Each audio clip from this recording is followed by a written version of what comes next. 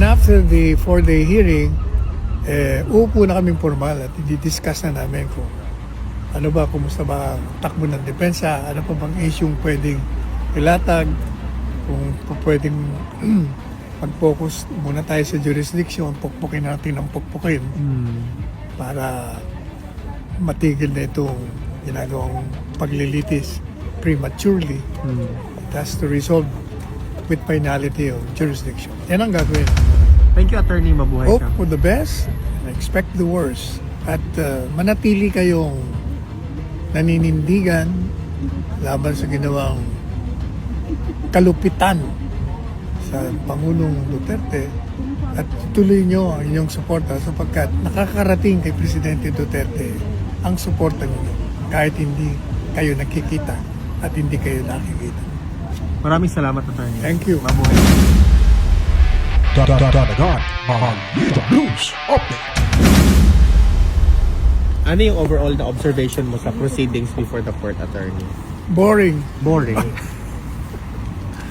Boring kasi yung prosecution, inuulit niya lang yung mga narrative nila na based on hearsay, based on allegations unproven, based on many things na sa tingin ko, imagination lang nila, imagination lang nila yun. Yung kabilang panig naman, Attorney, sinasabi nila na may laban daw talaga yung kaso, ganito, ganyan. Kaya nga, may, based on their imagination, kaya may laban sila. But considering na yung ICC, pinagpipilitan na litisin si Presidente Duterte, kahit wala itong jurisdiction, hindi ako magtataka na may laban nga sila. Ibig sabihin, mukhang tutuluyan ng ICC itong si dating Presidente Duterte. But hopefully, hindi na tayo makarating doon dahil yung trial naman, abutin ng 8 taon yan eh. By that time, Presidente na si Sara. Inday. Sara. Si Attorney, you think it's highly irregular for the court to have this confirmation of charges hearing? Of course, kasi unang-una, wala silang jurisdiction. Pangalawa, yung issue ng jurisdiction, nasa appeals court pa. Yes. Hindi, wala pa, it has not been resolved with finality. So, bakit kayo nagbibista na? Di ba? Wala pa. Hindi nyo pa nga nare-resolve yung jurisdiction. Meron na kayong mga confirmation of charges. Maraming mga Pilipino, sir, nagsasabi talaga na this is just a politically motivated move using the court to advance their political agenda. What do you have to say to that? Tagal na yun eh. Ever since yun, hindi ba yan ang aking linya sa mga programa ko? I've been saying that all along. Kasi ang end goal dyan, to disqualify Inday Sara and to cripple the former president. Kasi influencer si Presidente Duterte sa kanyang anak. Malaki ang following niya hanggang ngayon. Kaya kailangan talagang i-obliterate ng mga Duterte. Kaya yung impeachment, yung pagkakulong ni Presidente Duterte, that's part of the overall plan of the anti-Duterte forces to remain in power. Kailangan ma-eliminate sila. Attorney Sal, how about at the end of the confirmation of charges hearing, yung Filipino legal team ay nandito naman to observe the entire proceedings.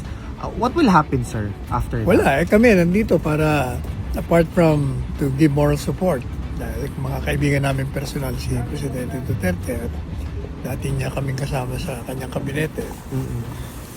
Kami nagpunta para dahil nilika na yung legal team ng pamilya ng Duterte para tulungan ang defense.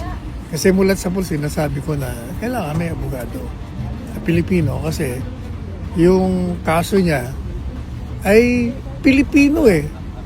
Pilipino yung akusado. Pilipino yung di umanong mga biktima. Nasa bansang Pilipinas.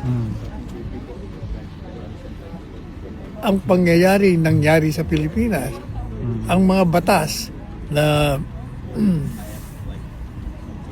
involved sa kasong ito, mga batas natin sa sa Pilipinas, kaya dapat may Pilipino.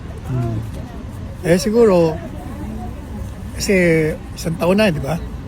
Baka ngayon lang nila na-realize na kailangan talaga may Filipino lawyer. Kaya kami naman, we welcome it, natutuwa kami na makakatulong na tayo. Yung talagang bilang mga abogado, hindi lang mga bilang mga kaibigan. Kaya ang ginagawa namin ngayon, kaming anim na miyembro ng Filipino legal team, is just observing the procedure, listening to the prosecution, listening to the defense, and taking notes. At mamayang gabi, 6:30, magmi-meeting kami with Attorney Kaufman. Pero sa ngayon, social event lang muna kami. Getting to know each other. And after the 4-day hearing, uupo na kaming formal at i-discuss na namin kung ano ba, kumusta ba ang takbo ng depensa, ano pa bang issue pwedeng ilatag, kung pwedeng mag-focus muna tayo sa jurisdiction, pukpukin natin ang pukpukin para matigil na itong ginagawang paglilitis prematurely. It has to resolve with finality of jurisdiction. Yan ang gagawin ng mga abogado. So are you saying, sir, that there will be a collaboration between the Filipino lawyers? O definitely, kasi kung meron ng abogadong mga Pilipino, kailangan talaga magkaroon na ng combined forces. And you will be recognized by the ICC to be part of the defense? Magpapa-credit kami.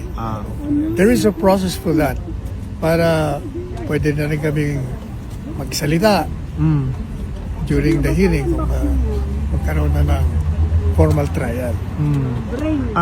Attorney, is there something na the Filipino people following the proceeding needs to what to expect rather from the collaboration of the lawyers?